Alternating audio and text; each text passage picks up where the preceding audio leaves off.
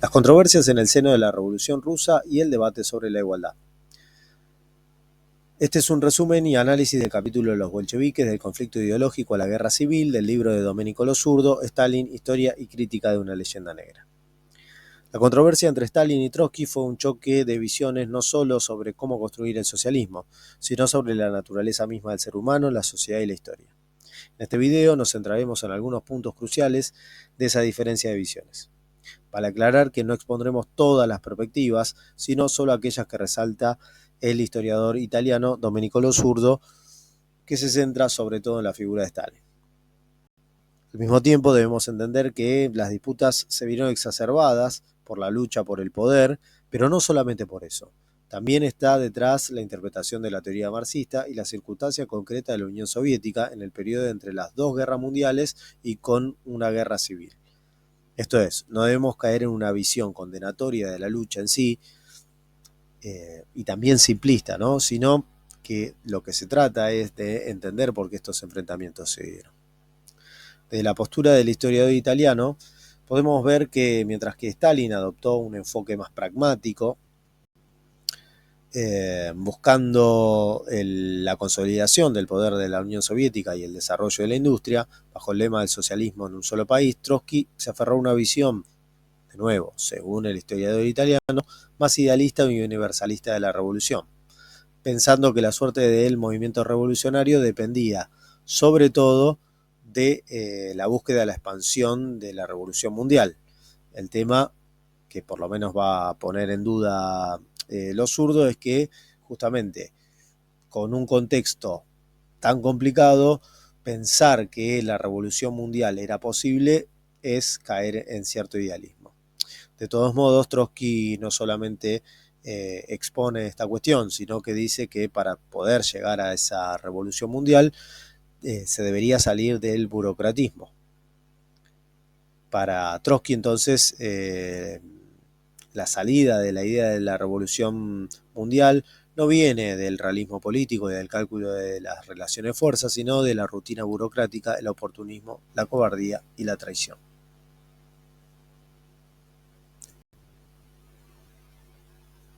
La acusación de traición es un elemento núcleo de la historia de la Unión Soviética. Es eso que le endilga Khrushchev a Stalin post-mortem en el famoso discurso secreto. Y es eso también con lo que lo acusarán a Khrushchev sus sucesores. Años antes, Trotsky y Stalin también se acusaban mutuamente de traicionar los ideales del leninismo. Lo Zurdo ilustra esta problemática de la traición y su acusación bajo la imagen de Saturno o Cronos, quien devora a sus hijos por temor a que estos lo destronen. En este caso, la revolución, una vez asentada, devora a sus posibles continuadores o rupturistas. Esta figura se hizo también conocida en la pintura a partir de la obra de Francisco de Goya. Lo Zurdo, de todos modos, dice que esta dialéctica de Saturno no es un elemento que solo podemos encontrar en la Revolución de Octubre. Básicamente, el autor sostiene que en todo proceso de cambio hay una caída cuando se intenta decidir cómo continuar el nuevo orden que debe construirse. Y esto es válido para revoluciones como la francesa, la inglesa, la norteamericana. Siempre hay algún punto de quiebre en el que aparecen dos facciones que se acusan de traición. En el caso de la Unión Soviética tenemos a Lenin, que llama a la conquista del poder y a la transformación en sentido socialista de la revolución, y es acusado por Kamenev y Zinoviev de desviación del marxismo. De esta manera ellos atraen también sobre sí la acusación de traición por parte de Lenin. Kautsky y Rosa Luxemburgo condenaban la aceptación de Lenin del lema "la tierra para los campesinos" como un abandono del camino hacia el socialismo. Como vemos, desde el propio inicio de la revolución, a nivel local y por fuera, las acusaciones de traición abundan. Los anarquistas que fundan las efímeras repúblicas campesinas o la República Libre de Desertores también califican a Trotsky de traidor por ser la cabeza del ejército que restablece el poder central y el principio mismo del Estado, y se aparta así de los verdaderos caminos del socialismo y de los soviets. Lo Zurdo sostiene que estas acusaciones de traición se dan siempre que aparece en el horizonte cercano la construcción de un nuevo orden, es decir, la salida de una fase más libertaria, menos reglada. En este momento aparecen las acusaciones, las ambiciones personales, las sospechas.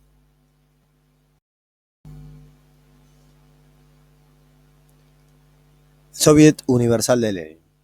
Lenin declaró para el final del primer congreso de la Revolución de la Internacional Comunista que la victoria de la revolución proletaria en todo el mundo está asegurada y que se aproximaba a la fundación de la República Soviética Internacional. Esta declaración reflejaba la creencia de que la derrota del capitalismo a nivel mundial conduciría rápidamente a la fusión de las diversas naciones y estados en una única entidad. Este optimismo se manifestó tras los intentos revolucionarios en Alemania, Austria y Hungría, lo que llevó a los bolcheviques a creer que en el momento de la Revolución Mundial estaba ahí, ¿no? Que estaba llegando. La visión de Lenin implicaba que el Ministerio de Asuntos Exteriores se volvería obsoleto, y en este ideal de una República Soviética Internacional, había una representación de una visión de un mundo sin límites nacionales ni estatales, reflejando el espíritu universalista de la revolución. Es importante destacar que, aunque esta visión era compartida por otros líderes revolucionarios, como Trotsky, la divergencia surgió más tarde sobre la estrategia y la táctica para lograr este objetivo, lo que llevó a conflictos internos en el partido bolchevique. Mientras que algunos, como Trotsky, defendían la necesidad de exportar la revolución a otros países, otros, como Stalin, abogaban por la construcción del socialismo en un solo país, en la idea de que se debía consolidar el desarrollo soviético y que las condiciones locales no hacían posible atender a otros asuntos, porque ello devendría en la caída del poder socialista que se había conseguido. El problema de la igualdad también es otro de los debates que se da. En este caso, Stalin retoma las ideas presentadas en el Manifiesto Comunista por Marx y Engels, en el cual se habla en contra del tosco igualitarismo y el ascetismo universal. Es decir, una sociedad comunista no debía abogar por lo que algunos autores de la filosofía política, como Butler, llaman igualdad simple. Esto es, un reparto totalmente igualitario de determinados bienes. Por ejemplo, todos reciben la misma cantidad de dinero. No, eso no sería el modo socialista, según Stalin, ¿no? Al mismo tiempo, una sociedad comunista tampoco trataría de negar las necesidades y placeres y convertirnos en sujetos de la disciplina y de la sobriedad. Stalin dice que el marxismo es enemigo del igualitarismo. La igualdad que produce el socialismo consiste en la eliminación de la explotación de clase, no en la imposición de uniformidad y homologación. Eso es más bien algo que desean las sectas, el primitivismo religioso, sostiene el líder georgiano. No se puede exigir que todos los hombres tengan necesidades y gustos iguales. De esta manera, Stalin critica la idea de generar comunas en espacios de oficinas y fábricas con obreros cualificados y no cualificados, con una caja común que permita dividir el salario en partes iguales. Dice Stalin, es bien sabido el daño que han provocado estos pueriles ejercicios de nivelación fomentados por lo que él llama los alborotadores de izquierda.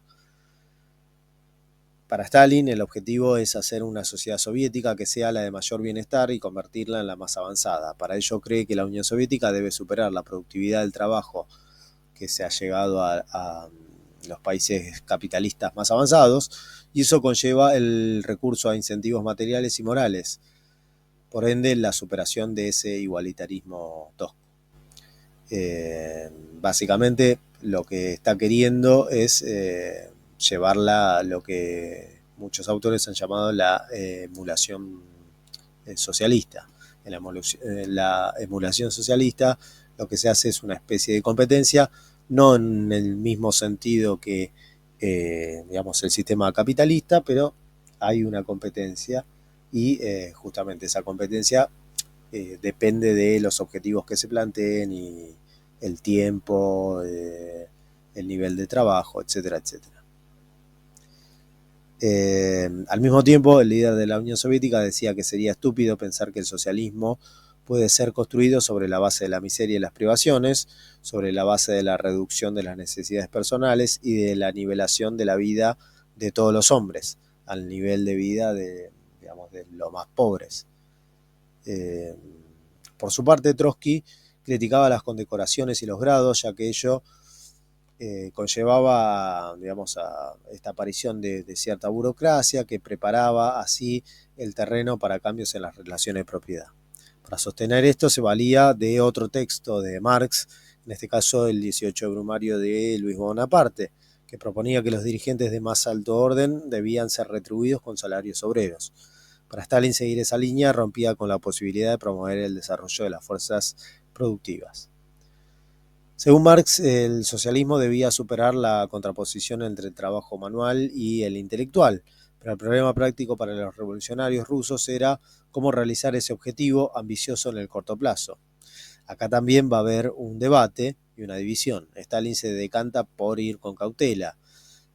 Para ello dice que algunos piensan que la supresión del antagonismo entre trabajo intelectual y el trabajo físico puede ser alcanzado mediante cierta nivelación cultural y técnica, de esto de lo que hablábamos anteriormente, de los trabajadores intelectuales y manuales, que se obtendría rebajando su nivel cultural y técnico de ingenieros y trabajadores de alta calificación, hasta el nivel de los obreros medios. Para Stalin esto es contraproducente. Trotsky, por su parte, reconocía que se había dado un proceso de formación de cuadros científicos provenientes del pueblo y, sin embargo, afirmaba al mismo tiempo, y quizá contradictoriamente, que la distancia social entre el trabajo manual y el intelectual se había incrementado en el transcurso de los últimos años en vez de disminuir. Esto en la Unión Soviética. Dice el autor de La Revolución Permanente que en la nueva Constitución se declara que la explotación del hombre por el hombre está abolida en la Unión Soviética, pero dice que esto es contrario a la verdad. Es más, dice que se dan diferenciaciones muy importantes y sobre todo el renacimiento de la explotación bajo las formas más bárbaras, como la adquisición del hombre para el servicio personal ajeno. Se queja Trotsky de que los domésticos no figuran en el censo, teniendo que ser incluidos bajo el término obreros.